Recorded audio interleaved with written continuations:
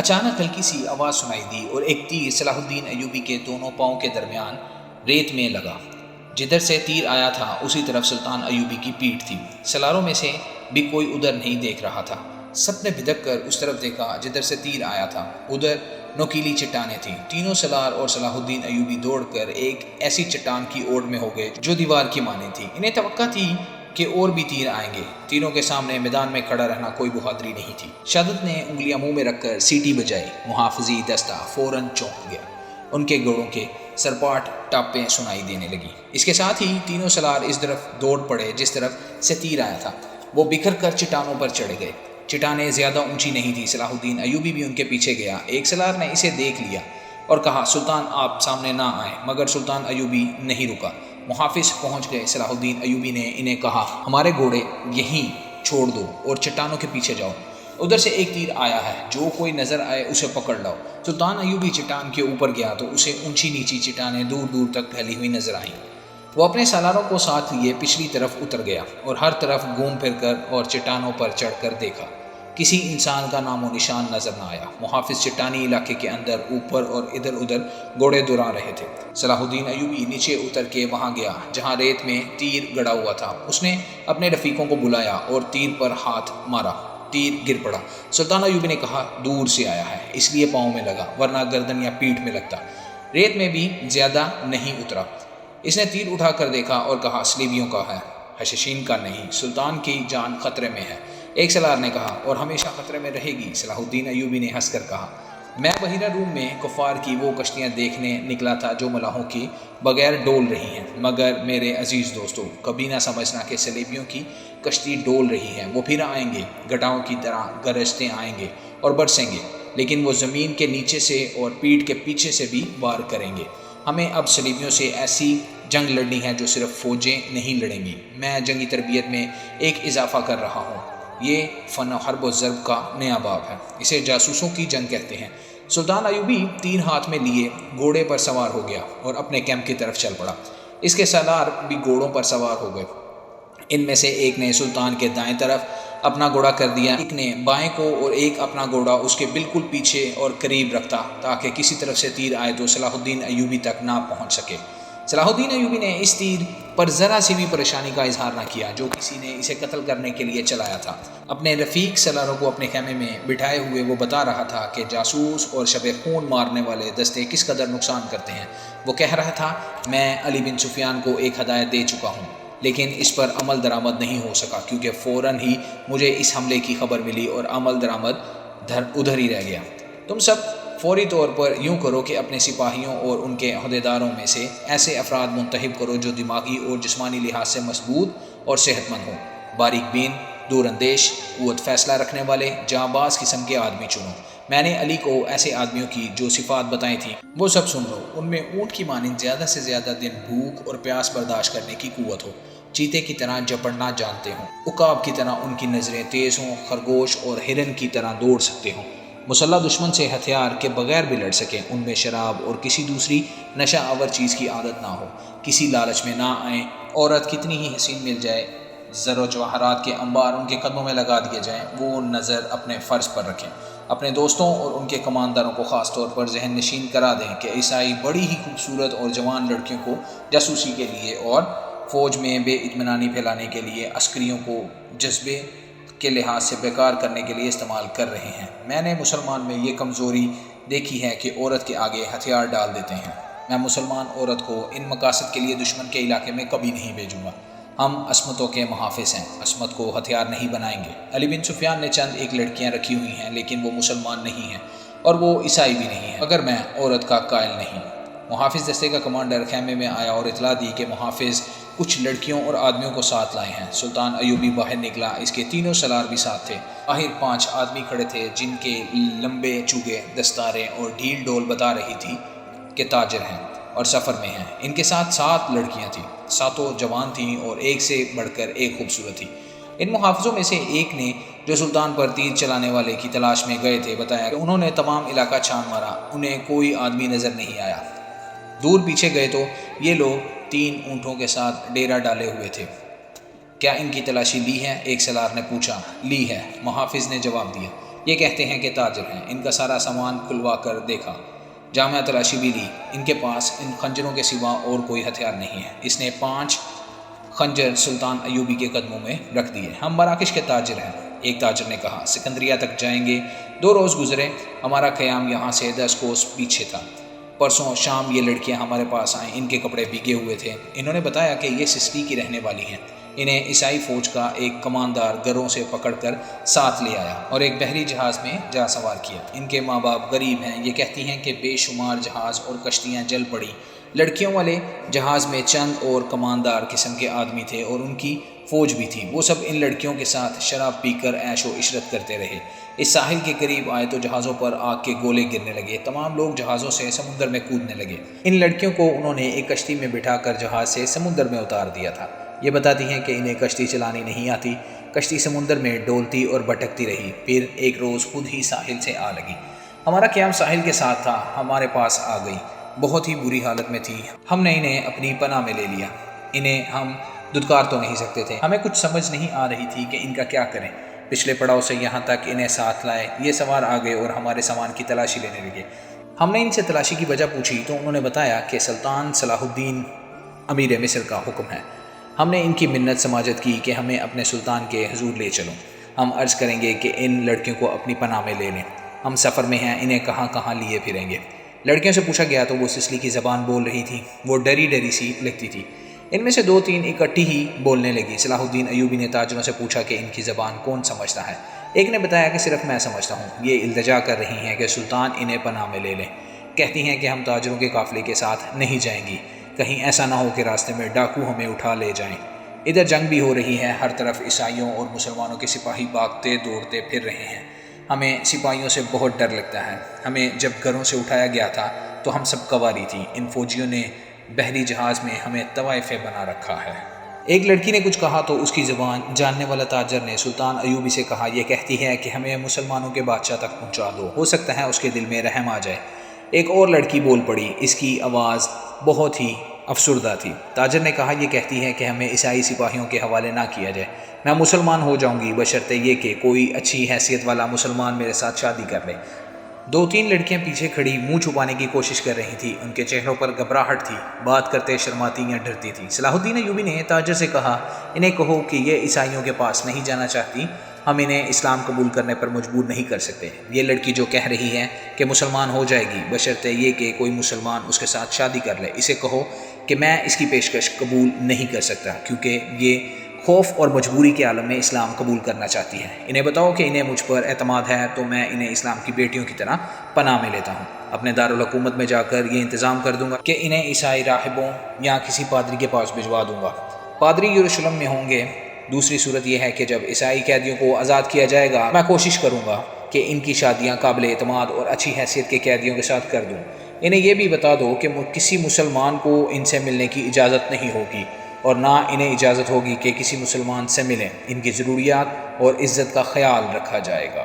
تاجر نے لڑکیوں کو ان کی زبان میں سلطان ایوبی کی ساری باتیں بتائیں تو ان کے چہروں پر رونق آ گئی، وہ ان شرائط پر رضامند ہو گئی۔ تاجر شکریہ ادا کر کے چلے گئے۔ صلاح الدین ایوبی نے لڑکیوں کے لیے الگ خیمہ لگانے اور خیمے کے باہر ہر وقت ایک سنتری موجود رہنے کا حکم دیا۔ وہ خیمے کی جگہ بتانے ہی لگا تھا کہ 6 صلیبی قیدی سلطان ایوبی کے سامنے لائے گئے۔ وہ بہت ہی بری حالت میں تھے، ان کے کپڑے بھیگے ہوئے تھے، کپڑوں پر خون بھی تھا، ریت بھی، اور ان کے چہرے لاشوں کی مانند تھے۔ ان کے متعلق بتایا گیا کہ 1.5-2 میل دور ساحل پر بے سود پڑے تھے، وہ ٹوٹی ہوئی کشتی پر تیر رہے تھے۔ ایک دن کشتی پانی بھر جانے سے ڈوب گئی، یہ سب تیر کر ساحل تک پہنچے۔ کشتی میں 22 آدمی سوار تھے، صرف یہ 6 زندہ بچے، ان سے چلا نہیں جاتا تھا، یہ اسلیبی لشکر کے سپاہی تھے۔ یہ سب دھڑم سے بیٹھ گئے۔ ان میں سے ایک چہرے مہر سے لگتا تھا کہ معمولی سپاہی نہیں ہے، وہ کراہ رہا تھا، اس کے کپڑوں پر خون کا ایک دھبا بھی نہ تھا، مگر زخمیوں سے زیادہ تکلیف میں معلوم ہوتا تھا۔ اس نے 7 لڑکیوں کو غور سے دیکھا اور پھر کراہنے لگا۔ یہ صلاح الدین ایوبی کا حکم تھا کہ ہر قیدی اسے دکھایا جائے، چونکہ قیدی ابھی تک سمندر سے بچ کر نکل رہے تھے، اس لیے ہر قیدی سلطان ایوبی کے سامنے لایا جاتا تھا۔ اس نے ان قیدیوں کو بھی دیکھا، کسی سے کوئی بات نہ کی، البتہ اس قیدی کو جو سب سے زیادہ کراہ رہا تھا اور جس کے جسم پر کوئی زخم نہ تھا، سلطان نے غور سے دیکھا اور آہستہ سے اپنے سالاروں سے کہا، علی بن سفیان ابھی تک نہیں آیا؟ ان تمام قیدیوں سے جو اب تک ہمارے پاس آ چکے ہیں بہت کچھ پوچھنا ہے، ان سے معلومات لینی ہے۔ اس نے اس قیدی کی طرف دیکھ کر کہا، یہ آدمی کماندار معلوم ہوتا ہے، اسے نظر میں رکھنا، اور جب علی بن سفیان آئے تو اس سے کہنا کہ اس سے تفصیلی پوچھ گچھ کرے۔ معلوم ہوتا ہے کہ اسے اندرونی چوٹیں آئی ہیں، شاید پسلیاں ٹوٹی ہوئی ہوں۔ انہیں فوراً زخمی قیدیوں کے خیموں میں پہنچا دو، انہیں کھلاؤ پلاؤ اور ان کی برام پٹی کرو۔ قیدیوں کو اس طرف لے جایا گیا جس طرف زخمی قیدیوں کے خیمے تھے۔ لڑکیاں انہیں جاتا دیکھ رہی تھی، پھر ان لڑکیوں کو بھی لے گئے۔ فوج کے خیموں سے تھوڑی دور لڑکیوں کے لیے خیمہ نصب کیا جا رہا تھا، وہاں سے کوئی 100 قدم دور زخمی قیدیوں کے خیمے تھے، وہاں بھی ایک خیمہ گاڑا جا رہا تھا اور 6 نئے زخمی قیدی زمین پر لیٹے ہوئے تھے۔ لڑکیاں ان کی طرف دیکھ رہی تھیں۔ دونوں خیمے کھڑے ہو گئے، لڑکیاں اپنے خیمے میں چلی گئیں اور زخمیوں کو ان کے خیمے میں لے گئے۔ ایک سنتری لڑکیوں کے خیمے کے باہر کھڑا ہو گیا، لڑکیوں کے لیے کھانا آ گیا جو انہوں نے کھا لیا۔ پھر ایک لڑکی خیمے سے نکل کر اس خیمے کی طرف دیکھنے لگی جس میں 6 نئے زخمی قیدیوں کو لے گئے تھے۔ اس کے چہرے پر اب گھبراہٹ اور خوف کا کوئی تاثر نہیں تھا۔ سنتری نے اسے دیکھا اور اس نے سنتری کو دیکھا۔ لڑکی نے مسکرا کر اشارہ کیا کہ وہ زخمیوں کے خیمے کی طرف جانا چاہتی ہے۔ سنتری نے سر ہلا کر اسے روک دیا۔ لڑکیوں کو خیمے سے دور جانے یا کسی سے ملنے کی اجازت نہیں تھی۔ لڑکیوں اور 6 زخمیوں کے خیموں کے درمیان بہت سے درخت تھے، بائیں طرف مٹی کا ایک ڈیلا تھا جس پر جھاڑیاں تھیں۔ سورج غروب ہو گیا، پھر رات تاریک ہونے لگی، کیمپ کے لوگوں پر نیند غالب آنے لگی اور پھر زخمیوں کے کراہنے کی آوازیں رات کے سکوت میں کچھ زیادہ ہی صاف سنائی دینے لگی۔ دور پرے بحیرہ روم کا شور دبی دبی مسلسل گونج کی طرح سنائی دے رہا تھا۔ صلاح الدین ایوبی کے اس جنگی کیمپ میں جاگنے والوں میں چند ایک سنتری تھے یا وہ زخمی قیدی جنہیں زخم سونے نہیں دیتے تھے، یا صلاح الدین ایوبی کے خیمے کے اندر دن کا سما تھا۔ وہاں کسی کو نیند نہیں آئی تھی۔ سلطان ایوبی کے 3 سالار اس کے پاس بیٹھے تھے اور باہر محافظ دستہ بیدار تھا۔ سلطان ایوبی نے ایک بار پھر کہا، علی بن سفیان ابھی تک نہیں آیا؟ اس کے لہجے میں تشویش تھی۔ اس نے کہا، اس کا قاصد بھی نہیں آیا، اگر کوئی گڑبڑ ہوتی تو اطلاع آ چکی ہوتی۔ ایک سالار نے کہا، معلوم ہوتا ہے جیسے وہاں سب ٹھیک ہے، امید تو یہی رکھنی چاہیے۔ صلاح الدین ایوبی نے کہا، لیکن 50,000 کے لشکر نے بغاوت کر دی تو سنبھالنا مشکل ہو جائے گا۔ وہاں ہماری نفری 1,500 سوار اور 2,700 پیادہ ہے۔ ان کے مقابلے میں سوڈانی بہتر اور تجربہ کار عسکری ہیں اور تعداد میں بہت زیادہ۔ ناجی اور اس کے سازشی ٹولے کے خاتمے کے بعد بغاوت ممکن نظر نہیں آتی تھی۔ ایک اور سالار نے کہا، قیادت کے بغیر سپاہی بغاوت نہیں کریں گے، پیش بندی ضروری ہے۔ صلاح الدین ایوبی نے کہا، لیکن علی آ جائے تو پتہ چلے گا کہ پیش بندی کس قسم کی جائے۔ سلیبیوں کو روکنے کے لیے سلطان ایوبی خود آیا تھا، لیکن دارالحکومت میں سوڈانی فوج کی بغاوت کا خطرہ تھا۔ علی بن سفیان کو صلاح الدین ایوبی نے وہیں چھوڑ دیا تھا تاکہ وہ سوڈانی لشکر پر نظر رکھے اور بغاوت کو اپنے خصوصی فن سے دبانے کی کوشش کرے۔ اسے اب تک صلاح الدین ایوبی کے پاس آ کر وہاں کے احوال و کوائف بتانے تھے، مگر وہ نہیں آیا تھا، جس سے سلطان ایوبی بے چین ہوا جا رہا تھا۔ وہ جب اپنے سالاروں کے ساتھ قاہرہ کی صورتحال کے متعلق باتیں کر رہا تھا، اس کا تمام کیمپ گہری نیند سو چکا تھا، مگر وہ 7 لڑکیاں جاگ رہی تھیں جنہیں سلطان ایوبی نے پناہ میں لیا تھا۔ ایک بار سنتری نے خیمے کا پردہ اٹھا کر دیکھا، اندر دیا جل رہا تھا۔ پردہ ہٹاتے ہی لڑکیاں خراٹے لینے لگیں۔ سنتری نے دیکھا کہ وہ پوری ساتھ ہیں اور سو رہی ہیں، تو اس نے پردہ گرا دیا اور خیمے کے ساتھ لگ کر بیٹھ گیا۔ خیمے کے پردے کے ساتھ جو لڑکی تھی اس نے نیچے سے پردہ ذرا اوپر اٹھایا، پردہ آہستہ سے چھوڑ کر اس نے ساتھ والی کے کان میں کہا، بیٹھ گیا ہے۔ ساتھ والی نے اگلی لڑکی کے کان میں کہا، بیٹھ گیا ہے، اور اسی طرح کانوں یہ اطلاع 7ویں لڑکی تک پہنچ گئی کہ سنتری بیٹھ گیا ہے۔ ایک لڑکی جو خیمے کے دوسرے دروازے کے ساتھ تھی آہستہ سے اٹھ بیٹھی اور بستر سے نکل گئی۔ بستر زمین پر بچھے تھے۔ اس نے اوپر لینے والا کمبل اس طرح بستر پر ڈال دیا جیسے ان کے نیچے لڑکی لیٹی ہوئی ہے۔ وہ پاؤں پر سرکتی خیمے کے دروازے تک گئی، پردہ ہٹایا اور باہر نکل گئی۔ باقی 6 لڑکیاں نے آہستہ آہستہ خراٹے لینے شروع کر دیے۔ سنتری کو معلوم تھا کہ یہ سمندر سے بچ کر نکلی ہوئی پناہ گزین لڑکیاں ہیں، کوئی خطرناک قیدی تو نہیں۔ وہ بیٹھ کر اونگتا رہا۔ لڑکی دبے پاؤں ایسے رخ پر ٹیلے کی طرف چلتی گئی جس رخ سے اس کے اور سنتری کے درمیان خیمہ حائل رہا۔ ٹیلے کے پاس پہنچ کر اس نے اس خیمے کا رخ کر لیا جس میں 6 نئے قیدی رکھے گئے تھے۔ رات تاریک تھی، وہاں کچھ درخت تھے۔ سنتری اب ادھر دیکھتا بھی تو اسے لڑکی نظر نہ آتی۔ لڑکی بیٹھ گئی اور پاؤں پر سرک کر آگے بڑھنے لگی۔ آگے ریت کی ڈیریاں سی تھیں، وہ ان کی اونٹ میں سرکتی ہوئی خیمے کے قریب پہنچ گئی، مگر وہاں ایک سنتری ٹہل رہا تھا۔ لڑکی ایک ڈیری کے پاس لیٹ گئی۔ سنتری اسے سائے کی طرح نظر آ رہا تھا۔ اب وہ 2 سنتریوں کے درمیان تھی، ایک اس کے اپنے خیمے کا اور دوسرا زخمیوں کے خیمے کا۔ ڈر یہ تھا کہ زخمیوں کا سنتری اس کی طرف آ گیا تو وہ پکڑی جائے گی۔ بہت دیر انتظار کے بعد سنتری دوسرے زخمیوں کی طرف چلا گیا۔ لڑکی ہاتھوں اور گھٹنوں کے بل چلتی خیمے تک پہنچ گئی اور پردہ اٹھا کر اندر چلی گئی۔ اندر اندھیرا تھا، 2-3 زخمی آہستہ آہستہ کراہ رہے تھے۔ شاید ان میں سے کسی نے خیمے کا پردہ اٹھتا دیکھ لیا تھا۔ اس نے نخیف آواز میں پوچھا، کون ہے؟ لڑکی نے منہ سے ش کی لمبی آواز نکالی اور سرگوشی میں پوچھا، رابن کہاں ہے؟ اسے جواب ملا، ادھر سے تیسرا۔ لڑکی نے تیسرے آدمی کے پاؤں ہلائے تو آواز آئی، کون ہے؟ لڑکی نے جواب دیا، موبی۔ رابن اٹھ بیٹھا، ہاتھ لمبا کر کے لڑکی کو بازو سے پکڑ کر اسے اپنے بستر میں گھسیٹ لیا، اسے اپنے پاس لٹا کر اوپر کمبل ڈال دیا۔ بولی، سنتری نہ آ جائے، میرے ساتھ لگی رہو۔ اس نے لڑکی کو اپنے ساتھ لگا لیا اور کہا، میں اس اتفاق پر حیران ہو رہا ہوں کہ ہماری ملاقات ہو گئی ہے۔ یہ ایک معجزہ ہے جس سے ظاہر ہوتا ہے کہ خدائے یسوع مسیح کو ہماری کامیابی منظور ہے۔ ہم نے بہت بری شکست کھائی ہے، لیکن یہ سب دھوکہ تھا۔ یہ وہی زخمی قیدی تھا جو دوسروں سے الگ تھلگ اور چہرے جسم سے معمولی سپاہی نہیں بلکہ اعلیٰ رتبے کا لگتا تھا۔ صلاح الدین ایوبی نے بھی کہا تھا کہ یہ کوئی معمولی سپاہی نہیں ہے، اس پر نظر رکھنا، علی بن سفیان اس سے تفتیش اور تحقیقات کرے گا۔ تم کتنے کچھ زخمی ہو؟ لڑکی نے اس سے پوچھا، کوئی ہڈی تو نہیں ٹوٹی؟ میں بالکل ٹھیک ہوں، رابن نے جواب دیا، خراش تک نہیں آئی۔ انہیں بتایا ہے کہ اندر کی چوٹیں ہیں اور سینے کے اندر شدید درد ہے، لیکن میں بالکل تندرست ہوں۔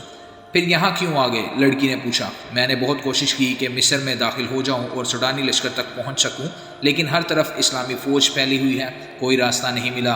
ان 5 زخمیوں کو اکٹھا کیا اور ان کے ساتھ زخمی بن کر یہاں آ گیا۔ اب فرار کی کوشش کروں گا، جو ابھی ممکن نظر نہیں آتی۔ اس نے ذرا غصے سے کہا، مجھے 2 سوالوں کا جواب دو۔ ایوبی کو میں نے زندہ دیکھا ہے، کیوں؟ کیا تیر ختم ہو گئے تھے یا وہ حرام خور بزدل ہو گئے تھے؟ اور دوسرا سوال یہ کہ تم 7 کی 7 لڑکیاں مسلمانوں کی قید میں کیوں آ گئی؟ کیوں وہ 5 مر گئے تھے یا بھاگ گئے ہیں؟ وہ زندہ ہیں، رابن، موبی نے کہا۔ تم کہتے ہو خدا یسوع مسیح کو ہماری کامیابی منظور ہے، لیکن میں کہتی ہوں کہ ہمارا خدا ہمیں کسی گناہ کی سزا دے رہا ہے۔ صلاح الدین ایوبی اس لیے زندہ ہے کہ تیر اس کے پاؤں کے درمیان ریت میں لگا۔ کیا تیر کسی لڑکی نے چلایا تھا؟ رابن نے پوچھا۔ کرسٹوفر کہاں تھا؟ اس نے چلایا تھا، مگر کرسٹوفر کا تیر خطا گیا۔ رابن نے حیرت سے تڑپ کر پوچھا، وہ کرسٹوفر جس کی تیر اندازی نے شاہ اگسٹس کو حیران کر دیا تھا اور اس کے ذاتی تلوار انعام میں لے لی تھی، یہاں آ کر اس کا نشانہ اتنا چوک گیا کہ 6 فٹ لمبا اور 3 فٹ چوڑا۔ صلاح الدین ایوبی اس کے تیر سے بچ گیا، بدبخت کے ہاتھ ڈر سے کانپ گئے ہوں گے۔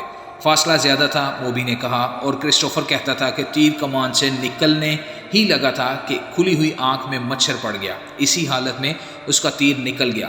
پھر کیا ہوا؟ جو ہونا چاہیے تھا، موبی نے کہا۔ صلاح الدین ساحل پر گیا تھا تو اس کے ساتھ 3 کمانڈر تھے اور 4 محافظوں کا دستہ تھا، وہ ہر طرف پھیل گئے۔ یہ تو ہماری خوش قسمتی ہے کہ علاقہ چٹانی تھا۔ کرسٹوفر بچ کے نکل آیا اور پھر ہمیں اتنا وقت ملا کہ ترکش اور کمان ریت میں دبا کر اوپر اونٹ بٹھا دیے۔ سپاہی آ گئے تو کرسٹوفر نے انہیں بتایا کہ وہ 5 مراکش کے تاجر ہیں اور یہ لڑکیاں سمندر سے نکل کر ہماری پناہ میں آئی ہیں۔ مسلمان سپاہیوں نے ہمارے سامان کی تلاشی لی، انہیں تجارتی سامان کے سوا کچھ بھی نہ ملا۔ وہ ہم سب کو سلطان ایوبی کے سامنے لے گئے۔ ہم نے یہ ظاہر کیا کہ ہم سسلی کی زبان کے سوا اور کوئی زبان نہیں جانتی۔ کرسٹوفر نے ایوبی سے کہا کہ وہ ہماری زبان جانتا ہے۔ ہم 7 لڑکیوں نے چہروں پر گھبراہٹ اور خوف پیدا کر لیا تھا۔ موبی نے رابن کو وہ ساری باتیں سنائی جو سلطان ایوبی کے ساتھ ہوئی تھی۔ یہ 7 لڑکیاں اور 5 آدمی جو مراکشی تاجر کے بیس میں تھے، حملے سے 2 روز پہلے ساحل پر اتارے گئے ہیں۔ 5 آدمی سلیبیوں کے تجربہ کار جاسوس اور کمانڈر تھے اور لڑکیاں بھی جاسوس تھیں۔ جاسوسی کے علاوہ ان کے ذمے یہ بھی کام تھا کہ مسلمان سالاروں کو اپنے جال میں پھانسیں۔ وہ خوبصورت تو تھیں ہی، انہیں جاسوسی اور ذہنوں کی تحریب کاری کی خاص ٹریننگ دی گئی تھی۔ اس ٹریننگ میں اداکاری خاص طور پر شامل تھی۔ 5 مردوں کا یہ مشن تھا کہ صلاح الدین ایوبی کو ختم کرنا اور ناجی کے ساتھ رابطہ کرنا ہے۔ یہ لڑکیاں مصر کی زبان روانی سے بول سکتی تھی، لیکن انہوں نے ظاہر نہیں ہونے دیا۔ رابن اس شعبے کا سربراہ تھا، اسے ناجی تک پہنچنا تھا، مگر صلاح الدین ایوبی اور علی بن سفیان کی چال نے یہاں کے حالات کا رخ ہی پلٹ دیا تھا۔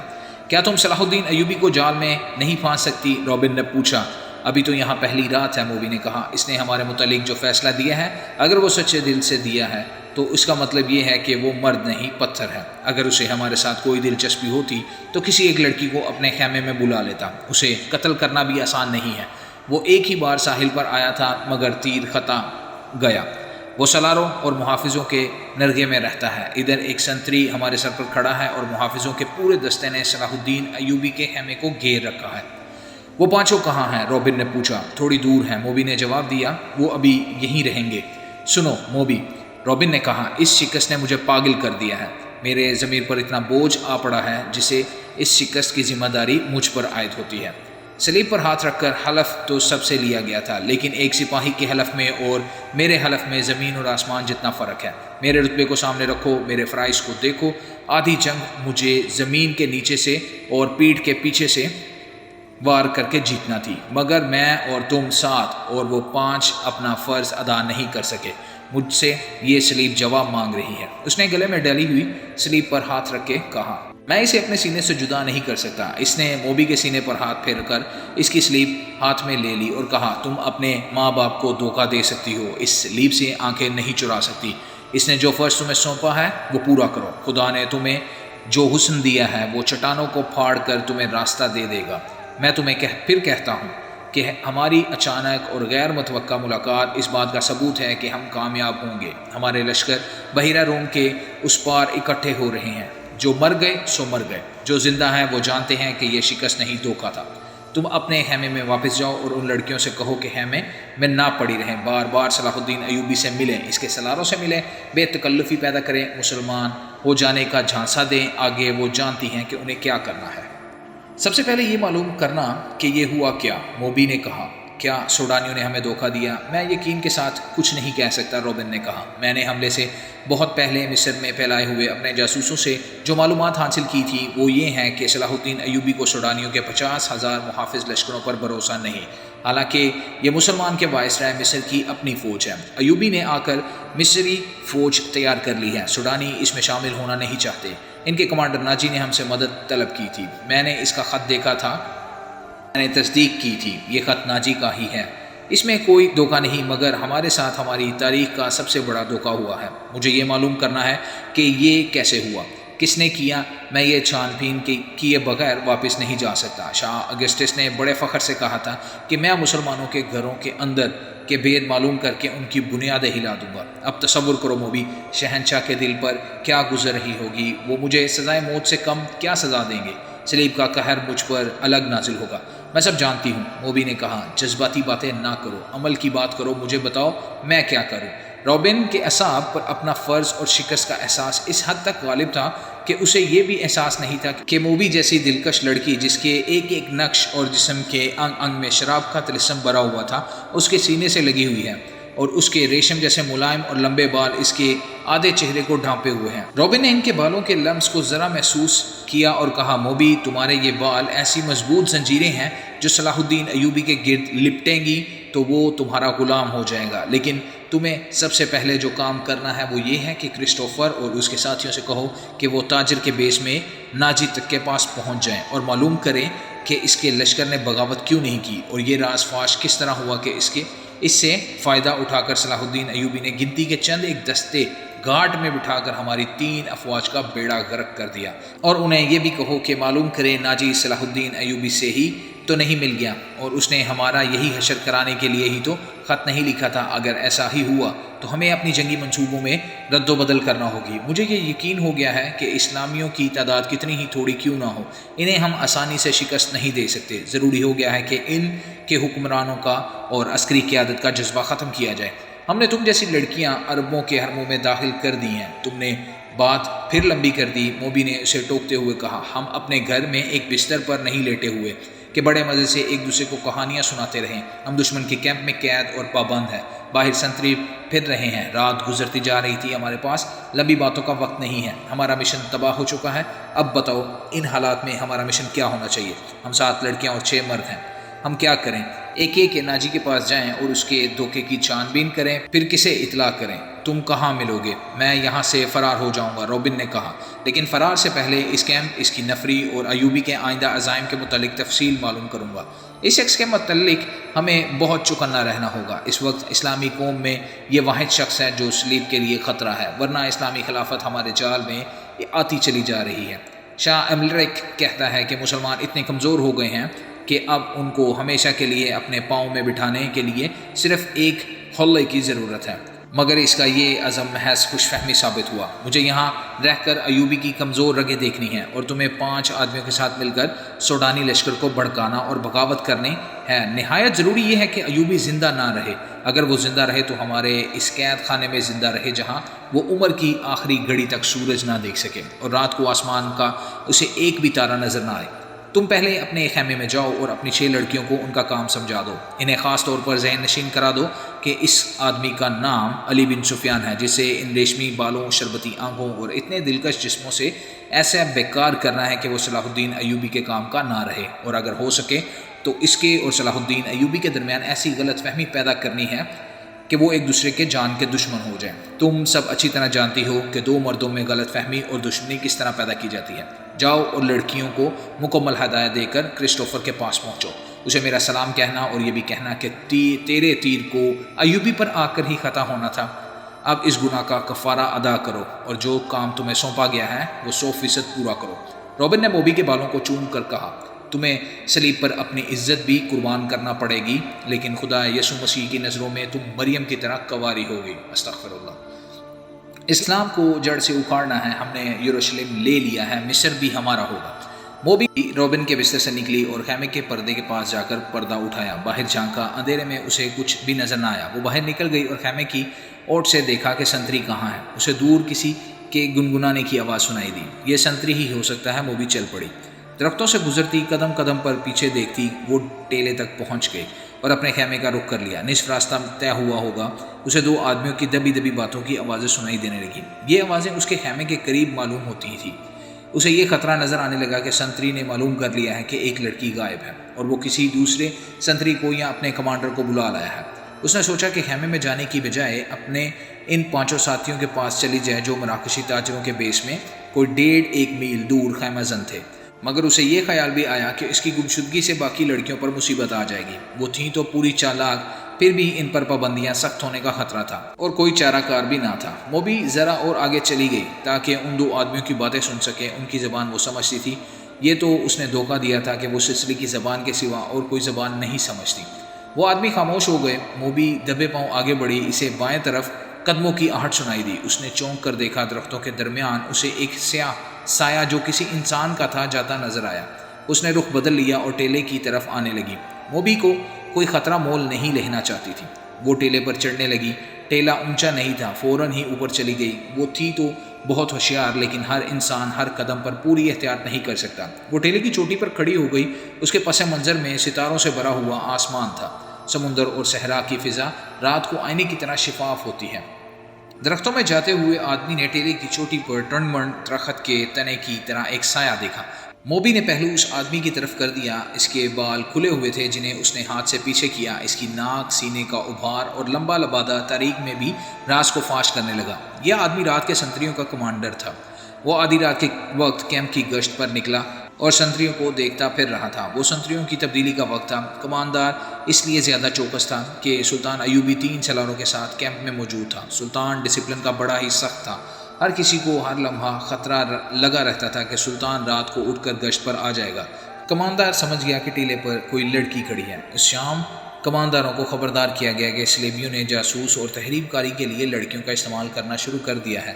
یہ لڑکیاں صحرائی خانہ بدوشوں کے بحروب میں بھی ہو سکتی ہیں اور ایسی غریب لڑکیوں کے بیس میں بھی جو فوجی کیمپوں میں کھانے کی بھیک مانگنے آتی ہیں، اور یہ لڑکیاں اپنے آپ کو مظلوم ظاہر کر کے پناہ بھی مانگ سکتی ہیں۔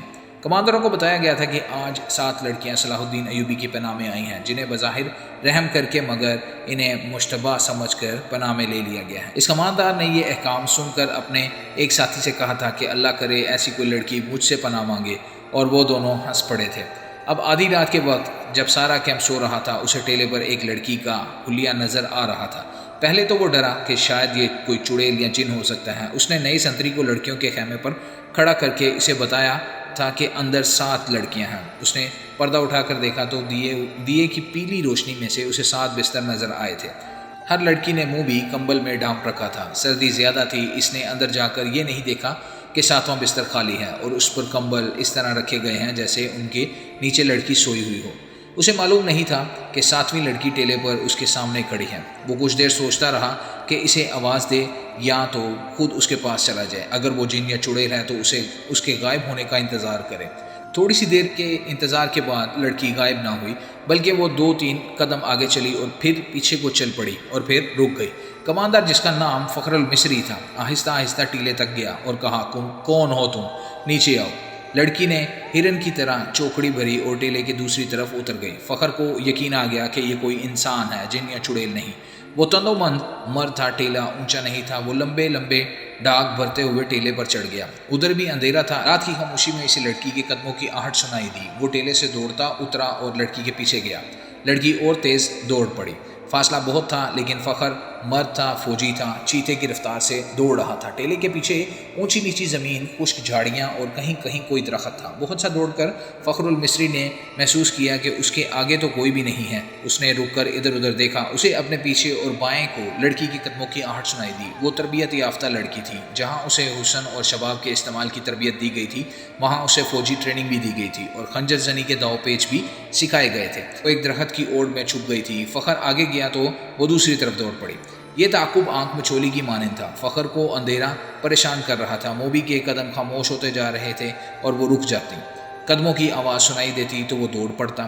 غصے سے وہ باولا ہوا جا رہا تھا۔ اس نے یہ جان لیا کہ یہ کوئی جوان لڑکی ہے۔ اگر عمر کی بڑی ہوتی تو اتنی تیز اور اتنا زیادہ نہ بھاگ سکتی۔ اس کے تعاقب میں فخر 2 میل فاصلہ طے کر گیا تھا۔ موبی نے جھاڑیوں اور اونچی نیچی زمین سے بہت فائدہ اٹھایا۔ اس کے مرد ساتھیوں کا ڈیرا قریب آ گیا تھا۔ وہ دوڑتی ہوئی وہاں تک جا پہنچی۔ اس نے اپنے آدمیوں کو آوازیں دیں۔ وہ گھبرا کر جاگ گئے اور خیمے سے باہر آ گئے۔ انہوں نے مشال جلا لی۔ یہ ڈنڈے کے سر پر لپیٹا ہوا کپڑا تھا۔ ان کی آنکھ کی روشنی بہت تیز تھی۔ فخر نے تلوار سونت لی اور ہانپتا ہانپتا اس کے سامنے جا کھڑا ہوا۔ اس نے دیکھا کہ یہ 5 آدمی لباس سے سفری تاجر نظر آتے ہیں اور مسلمان لگتے ہیں۔ لڑکی ان میں سے ایک کی ٹانگوں کو اپنے دونوں بازوؤں سے مضبوطی سے پکڑے بیٹھی ہوئی تھی۔ مشال کے ناچتے شعلوں میں اس کے چہرے پر گھبراہٹ اور خوف نظر آ رہا تھا۔ اس کا سینہ ابھرا اور بیٹھ رہا تھا۔ اس کی سانسیں بری طرح اکھڑی ہوئی تھیں۔ یہ لڑکی میرے حوالے کر دو، فخر المصری نے حکم کے لہجے میں کہا۔ یہ ایک نہیں ہے، ایک آدمی نے التجا کے لہجے میں جواب دیا۔ ہم نے تو 7 لڑکیاں آپ کے سلطان کے حوالے کی تھیں، آپ اسے لے جا سکتے ہیں؟ نہیں۔ موبی نے اس کی ٹانگوں کو اور مضبوطی سے پکڑتے ہوئے روتے ہوئے اور خوف زدہ لہجے میں کہا، میں اس کے ساتھ نہیں جاؤں گی۔ یہ لوگ عیسائیوں سے بھی زیادہ وحشی ہیں۔ ان کا سلطان انسان نہیں، سانڈ ہے، درندہ ہے۔ اس نے میری ہڈیاں بھی توڑ دی ہیں۔ میں اس سے بھاگ کر آئی ہوں۔ کون سلطان؟ فخر نے حیران ہو کر پوچھا۔ وہی جسے تم صلاح الدین ایوبی کہتے ہو، موبی نے جواب دیا۔ وہ اب مصر کی عربی بول رہی تھی۔ یہ لڑکی جھوٹ بول رہی تھی، فخر نے کہا اور پوچھا، یہ ہے کون؟ تمہاری کیا لگتی ہے؟ اندر آ جاؤ دوست، باہر سردی ہے، ایک آدمی نے فخر سے کہا۔ تلوار نیام میں ڈال لو، ہم تاجر ہیں، ہم سے آپ کو کیا خطرہ ہے؟ اس لڑکی کی بات سن لو، اس نے آہ بھر کے کہا۔ میں آپ کے سلطان کو مرد مومن سمجھتا تھا، مگر ایک خوبصورت لڑکی دیکھ کر وہ ایمان سے ہاتھ دھو بیٹھا۔ وہ باقی 6 لڑکیوں کا بھی یہی حشر کر رہا ہوگا۔ ان کا یہ حشر دوسرے سالاروں نے کیا ہے، موبی نے کہا۔ شام کو ان بیچاریوں کو اپنے خیمے میں لے گئے تھے اور انہیں بے سود کر کے خیمے میں ڈال دیا ہے۔ وہ خیمے میں بے ہوش پڑی ہیں۔ فخر المصری تلوار نیام میں ڈال کر ان کے ساتھ خیمے میں چلا گیا۔ اندر جا کر بیٹھے تو ایک آدمی نے آگ جلا کر قہوے کے لیے پانی رکھا اور اس میں جانے کیا کچھ ڈالتا رہا۔ دوسرے آدمی نے فخر سے پوچھا کہ اس کا رتبہ کیا ہے۔ اس نے بتایا کہ وہ ایک کماندار اور عہدے دار ہے۔ انہوں نے اس کے ساتھ بہت سی باتیں کی جن سے انہوں نے اندازہ کر لیا کہ یہ شخص عام قسم کا سپاہی نہیں ہے اور ذمہ دار فرد ہے، ذہین اور دلیر بھی ہے۔ ان میں سے ایک نے، جو کہ کرسٹوفر تھا، فخر کو 7 لڑکیوں کی بالکل وہی کہانی سنائی جو انہوں نے صلاح الدین ایوبی کو سنائی تھی۔ انہوں نے فخر کو یہ بھی بتایا کہ سلطان ایوبی نے ان کے متعلق کیا کہا تھا۔ ان لڑکیوں نے سلطان کو یہ پیشکش بھی کی تھی کہ وہ اپنے گھروں کو تو واپس نہیں جا سکتی اور عیسائیوں کے پاس بھی نہیں جانا چاہتی، اس لیے وہ مسلمان ہونے کے لیے تیار ہیں، بشرطے یہ کہ کوئی اچھے رتبوں والے عسکری ان کے ساتھ شادی کر لیں۔ ہم نے سنا تھا کہ سلطان صلاح الدین ایوبی کردار کے لحاظ سے پتھر ہے۔ ہم ہر روز سفر پر رہنے والے تاجر ہیں، انہیں کہاں ساتھ لے جاتے پھریں؟ انہیں سلطان کے حوالے کر دیا، مگر سلطان نے ان لڑکیوں کے ساتھ جو سلوک کیا ہے وہ اس کی زبانی سن لو۔ فخر المصری نے لڑکی کی طرف دیکھا تو لڑکی نے کہا، ہم بہت خوش تھیں کہ خدا نے ہمیں ایک فرشتے کی پناہ میں دیا ہے۔ سورج غروب ہونے کے بعد سلطان کا ایک محافظ آیا اور مجھے کہا کہ سلطان بلا رہے ہیں۔ میں باقی 6 لڑکیوں کی نسبت ذرا زیادہ خوبصورت ہوں، مجھے توقع نہیں تھی کہ تمہارا ایوبی مجھے بری نیت سے بلا رہا ہے۔ میں چلی گئی۔ سلطان ایوبی نے شراب کی سراہی کھولی، ایک پیالہ اپنے آگے رکھا اور ایک مجھے دیا۔ میں عیسائی ہوں، اب 100 بار پی ہیں۔ بحری جہاز میں عیسائی کمانداروں نے میرے جسم کو کھلونا بنائے رکھا تھا۔ صلاح الدین ایوبی بھی میرے جسم کے ساتھ کھیلنا چاہتا تھا۔ شراب اور مرد میرے لیے کوئی نئی چیز نہیں تھے، لیکن ایوبی کو میں فرشتہ سمجھتی تھی۔ میں اس کے جسم کو اپنے ناپاک جسم سے دور رکھنا چاہتی تھی، مگر وہ ان عیسائیوں سے بدتر نکلا جو مجھے بحری جہاز میں لائے تھے، اور جب ان کا جہاز ڈوبنے لگا تو انہوں نے ہمیں ایک کشتی میں ڈال کر سمندر میں اتار دیا تھا۔ ان میں سے کسی نے ہمارا ساتھ نہ دیا، ہمارے جسم جھنجھوڑے ہوئے اور ہڈیاں چٹکی ہوئی تھیں۔ خدا نے ہمیں بچا لیا اور اس آدمی کی پناہ میں پھینک دیا جو فرشتے کے روپ میں درندہ ہے۔ مجھے سلطان نہیں بتایا تھا کہ میرے ساتھ کی باقی 6 لڑکیاں ان کے سالاروں کے خیموں میں ہیں۔ میں نے سلطان کے پاؤں پکڑ کر کہا کہ میرے ساتھ شادی کر لو۔ اس نے کہا اگر تم مجھے پسند کرتی ہو تو شادی کے بغیر ہی تمہیں اپنے حرم میں رکھ لوں گا۔ اس نے میرے ساتھ وحشیوں کا برتاؤ کیا، شراب میں بدمست تھا، اس نے مجھے اپنے ساتھ لٹا لیا۔ جو ہی اس کی آنکھ لگی میں وہاں سے بھاگ گئی۔ اگر میری بات کا اعتبار نہ آئے تو اس کے محافظوں سے پوچھ لو۔ اس دوران ایک آدمی نے فخر کو کعبہ پلایا۔ ذرا سی دیر بعد فخر کا مزاج بدلنے لگا۔ اس نے نفرت سے کہا لگا کر کہا ہمیں حکم دیتے ہیں کہ عورت اور شراب سے دور رہو، اور خود شراب پی کر راتیں عورتوں کے ساتھ گزارتے ہیں۔ فخر محسوس ہی نہ کر سکا کہ لڑکی کی کہانی محض بے بنیاد ہے، اور نہ ہی وہ یہ محسوس کر سکا کہ اس کا مزاج کیوں بدل گیا ہے۔ اسے حشیش پلا دی گئی تھی۔ اس پر ایسا نشہ طاری ہو چکا تھا جسے وہ نشہ نہیں سمجھتا تھا۔ وہ اب اپنے تصوروں میں بادشاہ بن چکا تھا۔ لڑکی کے چہرے پر مشعل کے شعلے کی روشنی ناچ رہی تھی، اس کے بکھرے ہوئے سیاہی مائل بورے بال چمک رہے تھے۔ وہ فخر کو پہلے سے زیادہ حسین نظر آنے لگی۔ اس نے بےتاب ہو کر کہا تم اگر چاہو تو میں تمہیں اپنی پناہ میں لے لوں گا۔ نہیں، لڑکی ڈر کر پیچھے ہٹ گئی اور بولی تم بھی میرے ساتھ اپنے سلطان جیسا سلوک کرو گے، تم مجھے اپنے خیمے میں لے جاؤ گے اور میں ایک بار پھر سے تمہارے سلطان کے قبضے میں آ جاؤں گی۔ ہم تو اب دوسری 6 لڑکیوں کو بھی بچانے کی سوچ رہے ہیں، ایک تاجر نے کہا۔ ہم ان کی عزت بچانا چاہتے ہیں، مگر ہم سے بھول ہوئی۔ فخر المصری کی نگاہیں لڑکی پر جمی ہوئی تھیں۔ اس نے اتنی خوبصورت لڑکی کبھی نہیں دیکھی تھی۔ خیمے میں خاموشی طاری ہو گئی جسے کرسٹوفر نے توڑا۔ اس نے کہا تم عرب سے آئے ہو یا مصری ہو؟ مصری، فخر نے کہا۔ میں 2 جنگیں لڑ چکا ہوں، اس لیے مجھے یہ عہدہ دیا گیا ہے۔ سوڈانی فوج کہاں ہے جس کا سالار ناجی تھا؟ کرسٹوفر نے پوچھا۔ اس فوج کا ایک سپاہی بھی ہمارے ساتھ نہیں آیا، فخر نے جواب دیا۔ جانتے ہو ایسا کیوں ہوا ہے؟ کرسٹوفر نے کہا۔ سوڈانیوں نے صلاح الدین ایوبی کی امارت اور کمان کو تسلیم نہیں کیا۔ وہ فوج اپنے آپ کو آزاد سمجھتی ہے۔ ناجی نے سلطان ایوبی کو بتا دیا تھا کہ وہ مصر سے چلے جائیں کیونکہ وہ غیر ملکی ہیں، اسی لیے ایوبی نے مصریوں کی فوج بنائی اور لڑنے کے لیے یہاں لے آیا۔ اس نے تم لوگوں کو شرافت اور نیکی کا جھانسا دیا ہے اور خود عیش کر رہا ہے۔ کیا تمہیں مال غنیمت میں حصہ ملا ہے؟ اگر تمہیں ملا بھی تو سونے چاندی کے 2 ٹکڑے مل جائیں گے۔ صلیبیوں کے جہازوں سے بے بہا خزانہ سلطان ایوبی کے ہاتھوں آیا ہے۔ وہ سب رات کے اندھیروں میں سینکڑوں اونٹوں پر لاد کر قاہرہ روانہ کر دیا گیا ہے، جہاں سے دمشق اور بعد میں بغداد چلا جائے گا۔ سوڈانی لشکر کو سلطان نہتہ کر کے غلاموں میں بدل دینا چاہتا تھا، پھر عرب سے فوج آ جائے گی اور تم مصری بھی غلام بن جاؤ گے۔